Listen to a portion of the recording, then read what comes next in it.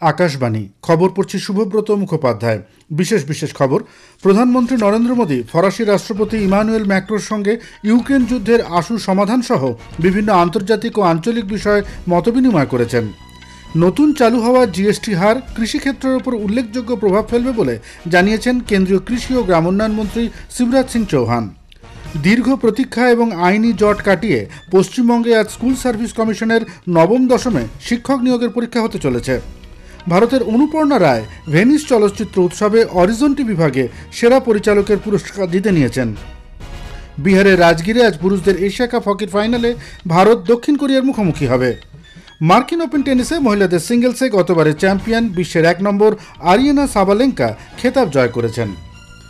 আসছে বিস্তারিত খবরে। প্রধানমন্ত্রী নরেন্দ্র মোদী গতকাল ফরাসি রাষ্ট্রপতি ইমানুয়েল ম্যাক্রোর সঙ্গে টেলিফোনে ইউক্রেন যুদ্ধের আশু সমাধান সহ বিভিন্ন আন্তর্জাতিক এবং আঞ্চলিক বিষয়ে মতবিনিময় করেছেন। সংঘাতের শান্তিপূর্ণ সমাধানের লক্ষ্যে দ্রুত স্থিতিশীলতা ফিরিয়ে আনতে ভারতের ধারাবাহিক সাহায্যের কথা শ্রী মোদী পুনর্ব্যক্ত করেন।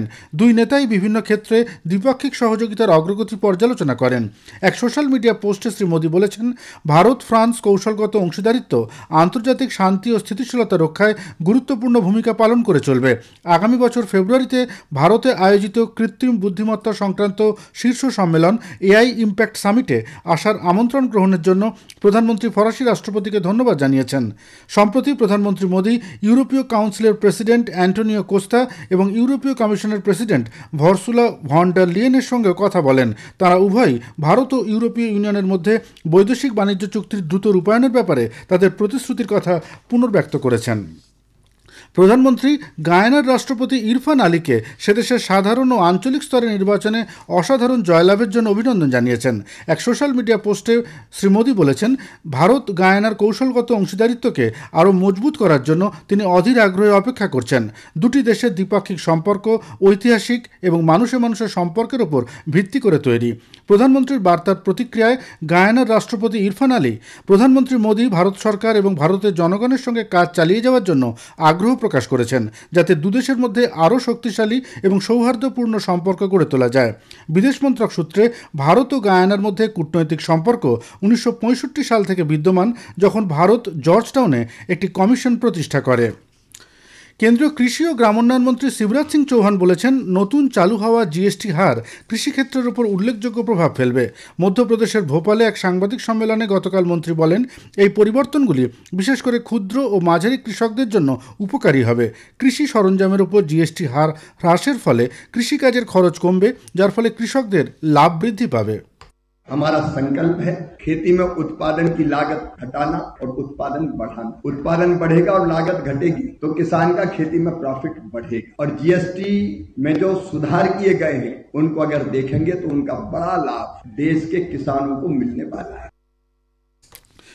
শ্রী চৌহান আরও উল্লেখ করেন, পশুপালন, মৌমাছি পালন, মাছ চাষ, কৃষি বনায়ন এবং হাঁস মুরগি পালন প্রভৃতি ক্ষেত্রেও জিএসটি ছাড়ের ফলে ব্যাপক উপকৃত হবে।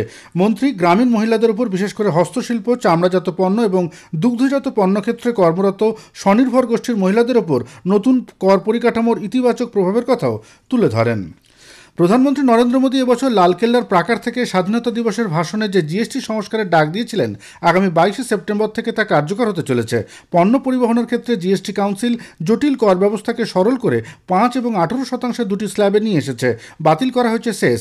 ট্রাক, বাস এবং ডেলিভারি ভ্যান সহ বাণিজ্যিক যানবাহনগুলির ক্ষেত্রে জিএসটি হার 28% থেকে কমিয়ে 18% করা হয়েছে। এছাড়া কাউন্সিল পণ্য পরিবহনের ক্ষেত্রে তৃতীয় পক্ষের বিমার ওপর জিএসটি 12% থেকে কমিয়ে 5% করার কথা ঘোষণা করেছে। এর ফলে উৎসবের মরশুমে গাড়ি নির্মাতা এবং সরবরাহকারীদের বিক্রি বাড়বে বলে মনে করেন সোসাইটি অফ ইন্ডিয়ান অটোমোবাইল ম্যানুফ্যাকচারার্সের মহানির্দেশক Rajesh Menon. The whole package of GST reforms is indeed extremely good for the industry. It will create and stimulate demand. It will boost consumption. Next few months, as an automobile industry, we will see cheer to the consumers with lots of vehicles becoming more affordable across segments. 60 কোটি টাকা প্রতারণা মামলায় অভিনেত্রী শিল্পা শেঠি এবং তার স্বামী রাজ কুন্দ্রার বিরুদ্ধে lookout notice জারি করা হয়েছে। মুম্বাই পুলিশের অর্থনৈতিক অপরাধ দমন শাখা এ ব্যাপারে অভিবাসন দপ্তরের সমস্ত আইনি নথি জমা দিয়েছে।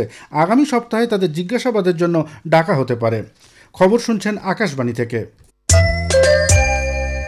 আমাদের সংবাদ শোনা যাবে ইউটিউব চ্যানেল আকাশবাণী সংবাদ বাংলা, ফেসবুক ও ইনস্টাগ্রাম আকাশবাণী সংবাদ কলকাতা এবং এক্স হ্যান্ডেল AIR নিউজ কলকাতাতে। দীর্ঘ প্রতীক্ষা এবং আইনি জট কাটিয়ে আজ স্কুল সার্ভিস কমিশনের শিক্ষক নিয়োগের পরীক্ষা হতে চলেছে। নবম দশম শ্রেণীর 23,212টি শূন্য পদের জন্য পরীক্ষার্থীর সংখ্যা 3,19,919 জন। সকাল 10টার মধ্যেই পরীক্ষার্থীদের পরীক্ষা কেন্দ্রে ঢুকতে হবে। উল্লেখ্য, 2016 সালের SSC পরীক্ষা ঘিরে পশ্চিমবঙ্গে বিস্তর দুর্নীতি এবং অনিয়মের অভিযোগ উঠেছিল। ভারতীয় চলচ্চিত্র নির্মাতা অনুপর্ণা রায় 82তম ভেনিস চলচ্চিত্র উৎসবের অরিজন্টি বিভাগে সেরা পরিচালকের পুরস্কার জিতেছেন। এই বিভাগে নতুন এবং স্বতন্ত্র চলচ্চিত্রগুলিকে তুলে ধরা হয়েছে। মুম্বাইয়ের 2 অভিবাসী নারীর গল্প নিয়ে নির্মিত তাঁর cinema songs of forgotten trees এই বিভাগে একমাত্র ভারতীয় চলচ্চিত্র হিসাবে স্থান পেয়েছিল। অনুপর্ণা পুরস্কার লাভের মুহূর্তটিকে অপার্থিব বলে অভিহিত করেন এবং জুরি, প্রযোজক, অভিনেতা এবং কলাকুশলীদের ধন্যবাদ জানান। তিনি তাঁর শহর এবং দেশের মানুষকে পুরস্কারটি উৎসর্গ করেছেন।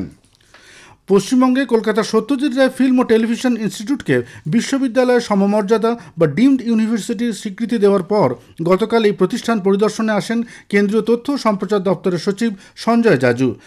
আরও বেশি মানুষকে বিনামূল্যে প্রসার ভারতীর OTT প্ল্যাটফর্ম ওয়েবস দেখার আবেদনও জানিয়েছেন Shri Jaju. 25 lakh subscribers waves OTT के हो चुके हैं। वेव्स OTT पर ना केवल आर्काइवल कंटेंट लोगों को देखने को मिल रहा है, साथ ही साथ नया टेंटपोल कंटेंट भी वेव्स OTT के पर बहुत अच्छे से आ रहा है। ये कम्प्लीटली फ्री है, कोई भी व्यक्ति इन कार्यक्रमों को देख सकता है। हमारे दूरदर्शन की सारी चैनल्स, हमारी प्राइवेट चैनल्स भी वहाँ पर बहुत सारी वहाँ पर देखी जा सकती हैं। वेव्स OTT पर रेडियो आकाशवाणी की चैनल्स भी सारी सुनी जा सकती हैं। পৃথিবীর বিভিন্ন প্রান্ত থেকে আজ খালি চোখেই পূর্ণগ্রাস চন্দ্রগ্রহণ দেখা যাবে। এটি চলতি বছরের শেষ চন্দ্রগ্রহণ।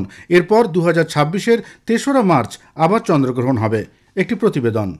19 বছর পর ভাদ্র মাসের পূর্ণিমা তিথিতে আজ পৃথিবীর বিভিন্ন প্রান্ত থেকে পূর্ণগ্রাস চন্দ্রগ্রহণ দেখা যাবে। আকাশ পরিষ্কার থাকলে এই মাহেন্দ্রক্ষণের সাক্ষী থাকবেন কলকাতার বাসিন্দারাও। বিভিন্ন সংস্থার পক্ষ থেকে আজ চন্দ্রগ্রহণ দেখানোর ব্যবস্থা করা হয়েছে।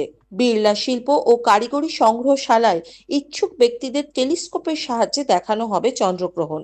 কলকাতার পজিশনাল অ্যাস্ট্রোনমি সেন্টারের প্রধান বিজ্ঞানী ডক্টর দেবপ্রিয় রায় আকাশবাণীকে চন্দ্রগ্রহণের সময়সীমা এবং ব্লাড মুন বলতে কি বোঝায় তা জানিয়েছেন। আংশিক চন্দ্রগ্রহণ শুরু হবে রাত 9:57 এবং এটা চলবে পরের দিন রাত 1:27 পর্যন্ত এবং পূর্ণগ্রাস চন্দ্রগ্রহণ শুরু হবে রাত্রি 11টার সময় এবং পূর্ণগ্রাস চন্দ্রগ্রহণ শেষ হবে 12:23। এই চন্দ্রগ্রহণের সময় এটাকে ব্লাড মুন বলা হয়। চাঁদটা দেখতে লালচে রঙের হবে, পুরোপুরি অন্ধকার না হয়ে গিয়ে চাঁদটাকে হালকা লালচে রঙের চাঁদ হিসাবে দেখা যাবে। কাশফিন নাহার, আকাশবাণী সংবাদ, কলকাতা। ভারতীয় আবহাওয়া দপ্তর IMD আজ গুজরাট এবং পশ্চিম রাজস্থানের বিচ্ছিন্ন এলাকায় ভারী থেকে অতি ভারী বৃষ্টির লাল সতর্কতা জারি করেছে।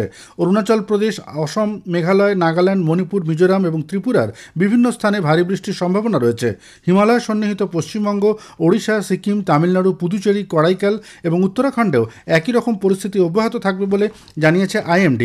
প্রধানমন্ত্রী নরেন্দ্র মোদী খুব শীঘ্রই বন্যা বিধ্বস্ত একাধিক রাজ্য সফর করে পরিস্থিতি পর্যালোচনা করবেন। গত কয়েকদিনে জম্মু কাশ্মীর, পাঞ্জাব এবং হিমাচল প্রদেশে একটানা বৃষ্টি, ভূমিধস এবং হড়পাবানে ব্যাপক ক্ষয়ক্ষতি হয়েছে।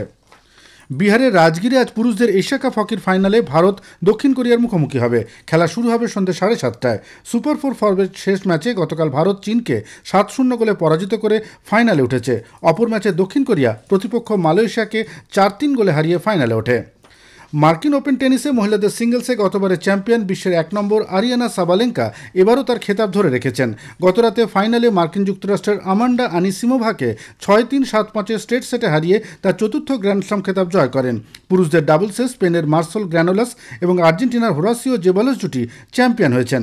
এদিকে পুরুষদের সিঙ্গলসের ফাইনালে আজ রাতে শীর্ষ বাছাই ইটালির জানিক সিনার টুর্নামেন্টের দ্বিতীয় বাছাই স্পেনের কার্লোস আলকারাজের মুখোমুখি হবেন। শেষ করার আগে খবরের বিশেষ কিছু অংশ আরও একবার। প্রধানমন্ত্রী নরেন্দ্র মোদী ফরাসি রাষ্ট্রপতি ইমানুয়েল ম্যাক্রোর সঙ্গে ইউক্রেন যুদ্ধের আশু সমাধান সহ বিভিন্ন আন্তর্জাতিক ও আঞ্চলিক বিষয়ে মতবিনিময় করেছেন।